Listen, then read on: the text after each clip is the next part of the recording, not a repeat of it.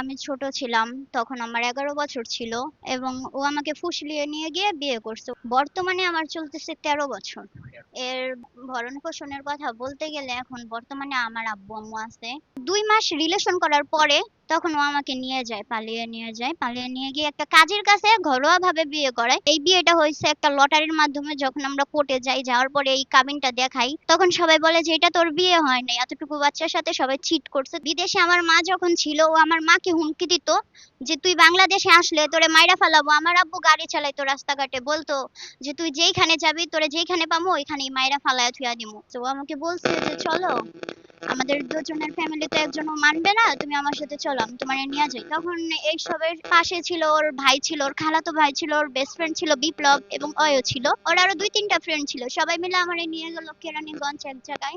ওইখান থেকে আমাকে আবার নিয়ে আসছে। যখন এইসবের মূল কারণ হচ্ছে ওর মা। ওর মা সবকিছু জানতো, কিন্তু তখন আমার আব্বু আম্মু কিচ্ছু জানতো না। আমার আব্বু যখন থানায় জিডি করলো, তার ৫ দিন পরে ওর মা আমাদের ফোন দিছে। ফোন দিয়া মানে ওরে বলতেছে, তখন আমি পাশে ছিলাম না, বলে যে বাবা তুই ওরে নিয়ে আয়, ওর বাপে তো পুলিশ আনছে আমাদের বাসায়, তুই ওরে নিয়ে আইসা পর। তখন ওর মা ওরে যখন এই কথা ফোন দিয়া বলে, তখন ও আমারে বলে যে আচ্ছা ল আমরা বাসায় চলে যাই, তোর বাপ মা অনেক দুশ্চিন্তা করতেছে, ই করতেছে, তোর আম্মু বিদেশ থেকে কান্নাকাটি করে।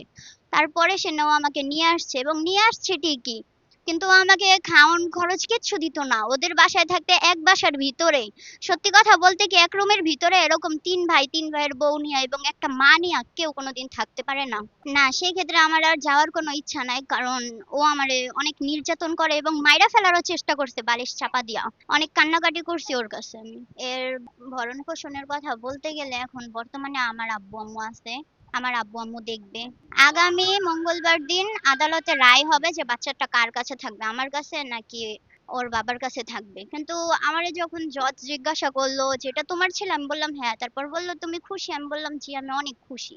এরপরে এবার আর রায় দেওয়া হলো না, কিন্তু সামনের মঙ্গলবার অবশ্যই রায় দেওয়া হবে। রায় হয়েছিল ফেসবুক থেকে, এবং ধরেন ২ মাস রিলেশন করার পরে তখন ও আমাকে নিয়ে যায়, পালিয়ে নিয়ে যায়। পালিয়ে নিয়ে গিয়ে একটা কাজীর কাছে ঘরোয়াভাবে বিয়ে করায়।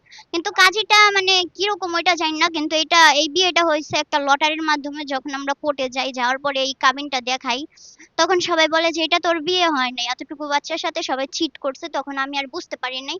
আমারে বলল যে এটা তোমার সাথে চিট করছে, এটা লটারির মাধ্যমে বিয়ে করছে তোমারে। বর্তমানে আমার চলতেছে ১৩ বছর।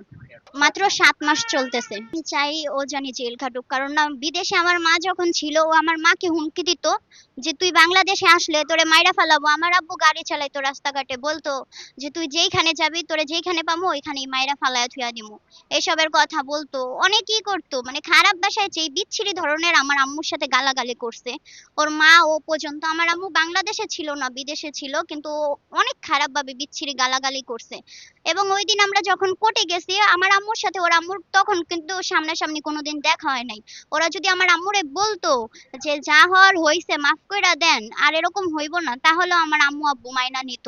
কিন্তু ও যেরকম করছে ওর ফ্যামিলি সহ, মানে ওর মা তো আমার আম্মুরে বলতেছে তুই কে, তোরে আমি নিচে দেখা নিমু, অনেক খারাপ ধরনের কথা বলছে। আমি যখন চইলা যাই তখন আমি ক্লাস 6 এ ছিলাম। ছেলের সাথে তার পরিচয় হয় ফোনের মাধ্যমে, কিন্তু সে আমাকে বলে নাই। বলার পরে কিছুদিন পর আমি বললাম যে তার গার্জেন আনো। তার গার্জেনের সাথে কথা বলছি যে আমার মেয়ে নাবালিকা, আমার মেয়ে সাবালিকা হবে। হ্যাঁ, তার বয়স এখন বর্তমানে 11 থেকে 12, 13তে পা দেবে। তখন আমি 11 থেকে 12তে পা দেবে। তাই আমি বলছি আমার মেয়ে সাবালিকা না পর্যন্ত আমি বিয়ে দেবো না, আমার মেয়ে নাবালিকা।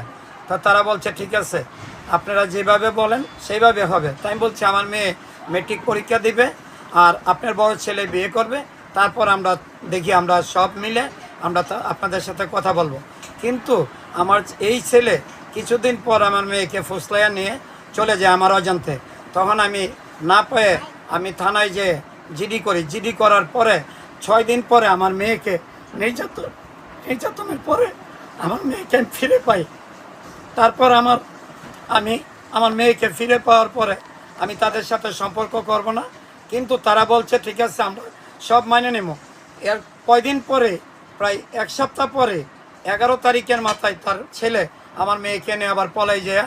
একখানে আমার মেয়েকে বলছে যে এখানে একটা ভালো একটা স্পট আছে, আমরা শুটিং করব, এখানে দেখাইবো, তুমি চলো।